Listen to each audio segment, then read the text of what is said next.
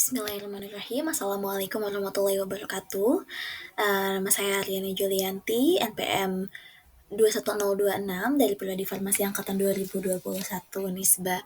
Nah, pada kesempatan kali ini saya akan mempresentasikan terkait dengan formulasi kapsul anti kolesterol dengan bahan dasar dari herbal. Baik, hiperkolesterol sendiri merupakan kondisi di mana kolesterol di dalam tubuh melebihi batas normal. Nah, kemudian kenapa uh, pada kesempatan ini saya membahas terkait dengan hiperkolesterol karena kolesterol yang tinggi ini berperan sebagai faktor resiko penyakit seperti kardiovaskular, jantung koroner, dan stroke. Yang tentu saja penyakit-penyakit ini merupakan penyebab kematian yang tinggi dan tentu saja membahayakan. Nah, untuk latar belakangnya sendiri, kenapa perlu pengembangan fitofarmaka untuk anti kolesterol ini? Yang pertama untuk menjadi alternatif pengobatan yang lebih aman dengan efek samping yang lebih minimal. Kemudian juga kita berupaya untuk memanfaatkan keanekaragaman hayati Indonesia untuk menciptakan produk yang aman tentunya dan sangat bisa memanfaatkan sumber daya di Indonesia. Nah, selanjutnya, untuk hiperkolesterol sendiri menyebabkan beberapa gejala, di antaranya ketika memang seseorang itu kurang oksigen akibat dari kolesterol yang tinggi, maka akan ada gejala seperti sakit kepala atau pusing, kemudian juga pegal-pegal pada tengkuk, dan dapat mengalami gangguan tidur pada penderitanya. Nah, maka dari itu, pada kesempatan kali ini saya akan menyampaikan terkait dengan rancangan preformulasi dan formulasi kapsul anti kolesterol di mana diikuti dengan gejala sulit tidur, pusing, dan pundak pegal. Dan sekali lagi tentu saja pada formulasi ini anti kolesterol yang akan diformulasikan yaitu berasal dari bahan-bahan alami atau herbal. Nah, untuk bahan aktifnya sendiri, di sini saya menggunakan secang atau Caesalpinia sapa, di mana pada kayu secang ini dia mengandung senyawa protosapanin, khususnya itu Caesapin A dan Caesapin B. Nah, khususnya pada protosapanin A atau disebut juga dengan PRA, dia berperan sebagai anti hiperkolesterolemia karena dapat menurunkan kadar serum TC, dan PRA juga dapat menghambat aktivitas hiperlipidemia dengan cara menurunkan kadar serum TG atau trigliserida dan LDL. Namun, kayu secang ini tidak mempengaruhi kadar HDL. Dan juga kayu secang ini dapat melarutkan lemak dalam darah.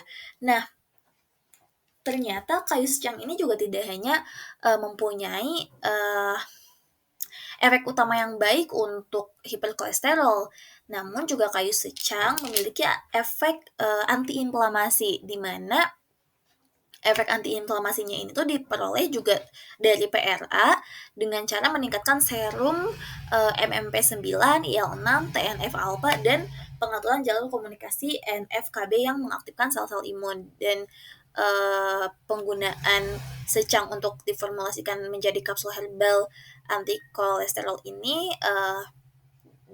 ada penelitiannya yang mengatakan bahwa secang ini aman. Seperti itu. Jadi untuk penggunaan secang pada formulasi ini sebagai anti hiperkolesterolnya itu sendiri, kemudian juga dapat dimanfaatkan sebagai antiinflamasi yang nantinya bisa untuk mengatasi pegal-pegal bagi penderitanya. Selanjutnya yaitu ada blackcurrant atau ribs nigrum, di mana anti hiperkolesterol pada blackcurrant ini berasal dari kandungan antosianin yang ada di dalamnya. Nah, antosianin ini dapat meningkatkan ekspresi reseptor LDL dalam sel CaCO2 yang mengakibatkan penurunan kadar kolesterol LDL serum. Kemudian, antosianin ini juga dapat menghambat penyerapan kolesterol dalam sel epitel usus dan mencegah peningkatan konsentrasi kolesterol yang berasal dari makanan dalam darah. Nah, pada blackcurrant ini juga dia dapat meningkatkan kadar HDL melalui peningkatan ekspresi gen APOA1 yang diinduksi oleh peningkatan aktivasi PPAR alfa. Selanjutnya yaitu digunakan valerian, di mana valerian ini dimanfaatkan untuk mengatasi masalah tidur dan juga bahkan valerian ini dapat dimanfaatkan sebagai anti cemas. Karena valerian ini mengandung asam valerenat yang mengaktifkan arus klorida pada reseptor GABA A tertentu. Nah, efek valerian atau asam valerenat ini pada reseptor GABA A mirip dengan benzodiazepin, sehingga dapat meningkatkan aktivitas neurotransmitter GABA yang menyebabkan penurunan aktivitas otak. Nah, oleh sebab itu nanti pada penderitanya itu dapat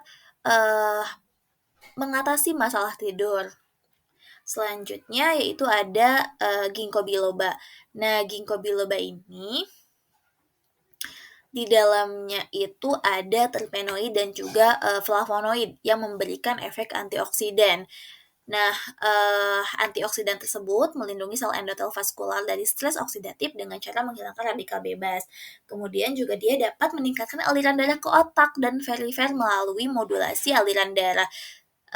Sehingga dia dapat menurunkan permeabilitas vaskular dan dapat meningkatkan efek neuroprotektif. Kemudian juga ginkgo biloba ini dia memiliki efek antiinflamasi. Nah, sehingga pada ginkgo biloba ini dapat dimanfaatkan untuk mengatasi pusing ataupun sakit kepala pada penderitanya dan juga dia dapat digunakan untuk mengatasi nyeri pundak pada penderita kolesterol. Kemudian untuk bahan tambahan yang digunakan pada sediaan kapsul untuk anti kolesterol ini, yang pertama juga ada laktosa. Yang laktosa ini digunakan sebagai pengisi. Nah, laktosa ini digunakan terutama dari ukuran partikelnya yang dapat dipastikan alirannya itu lancar sehingga pada setiap kapsul itu dapat terdistribusi secara merata. Lalu kemudian ada aerosil, dia berupa bubuk halus dan difungsikan sebagai bahan tambahan untuk meningkatkan kualitas kapsul serta dapat meningkatkan sifat alir. Lalu selanjutnya ada magnesium stearat. Magnesium stearat ini difungsikan sebagai pelumas dalam formulasi kapsul dengan mengurangi gesekan antar partikel bubuk. Dan yang terakhir tentu saja kapsulnya itu sendiri sebagai pelindung atau sediaan yang diformulasikan pada sediaan ini. Baik, ini merupakan formulasi akhir sediaan fitofarmaka untuk anti kolesterol yang berasal dari bahan-bahan herbal atau fitofarmaka dengan bahan aktifnya yaitu ada ekstrak secang, ada blackcurrant, valerian, dan juga ginkgo biloba. Di mana masing-masingnya ini untuk secang dan juga blackcurrant-nya ini dia berfungsi untuk anti kolesterolnya itu sendiri, dan secang juga dapat dimanfaatkan sebagai antiinflamasi untuk meredakan pegal. Kemudian juga untuk ekstrak valerian dia dimanfaatkan sebagai pemberi relaksasi untuk mengatasi gangguan tidur. Lalu kemudian untuk ginkgo bilobanya dia dapat mengurangi pusing dengan cara meningkatkan sirkulasi darah ke otak dan dia juga bersifat antiinflamasi untuk meredakan pegal-pegal. Nah, untuk jumlahnya itu sendiri secang yang digunakannya yaitu 100 miligram, kemudian bleccharannya 100 miligram, ekstrak valeriannya 50 miligram, dan ginkgo bilobanya 50 miligram. Sehingga total untuk bahan aktifnya di sini ada 300 miligram. Lalu kemudian pada bahan tambahannya digunakan magnesium stearat 5 miligram, aerosil itu 5 miligram. Sehingga untuk laktosa sebagai pengisi, dan di sini eee, yang digunakan adalah kapsul untuk 500 miligram. Nah, sehingga untuk laktosanya ini yang digunakan adalah 190 miligram sebagai bahan pengisinya. Nah, mungkin sekian yang dapat saya sampaikan. Mohon maaf apabila terdapat kekurangan. Semoga dari apa yang saya paparkan ini dapat menjadi inspirasi untuk menciptakan obat fitofarmaka yang berisikan eee, tanaman-tanaman untuk anti kolesterol, dan dapat menjadi alternatif untuk para penderita kolesterol dalam membantu mengatasi kolesterol yang tinggi. Nah, sekian yang dapat saya sampaikan. Billahi taufiq wal hidayah. Wassalamualaikum warahmatullahi wabarakatuh.